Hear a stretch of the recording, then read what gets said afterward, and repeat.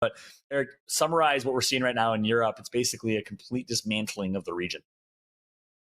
Yeah, I mean, I think, after champs, a lot of these teams are really figuring out, they knew where their weaknesses were at going into these events, maybe a couple events, 3 events. A lot of these teams stuck together. And after everything, it's like, all right, did we fix those weaknesses or did they become more glaring as time went on? And I think for Ascend, they either place top 3 or they're bottom 20. Like it's the disparity there is pretty excessive for a roster of that caliber. And I think, it's just time to reevaluate. Do we need to bring more fighting power? Do we need to bring more discipline? What is it that we need? And I didn't know if completely splitting up as a 3 was the right play, because I mean they've been to every. I think they've been to every LAN. They've always done really well. So be curious to see kind of what happens with that entire roster. And then I think the biggest is honestly KCP.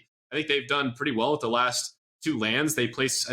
We got 5th and 6th, so they got 6th at the LAN in London, and then I think they got top 10 at the previous LAN as well. Top 7, yeah, exactly. They got 8th or somewhere in that range as well. So like those are good placements, and I don't know what necessarily is going on behind the scenes there. Maybe it was the same thing I just mentioned about they saw the issues, it didn't get fixed from the previous event to this event, and they're just deciding or Nasky's deciding he wants to rebuild, and I think we'll see where that goes. I think Sir Dell's gonna have a tougher time finding a roster than Zane, but at the end of the day, like everyone knows what those players bring to the table. They've been there before, and I just think it'll be very interesting to see, because at the same time, rushing into these team changes, like, is it going to be that much of a difference? Like, was it worth it to break up something that like had success? You can keep building on it to start with something completely new. So I think that's always the age-old question that you'll never know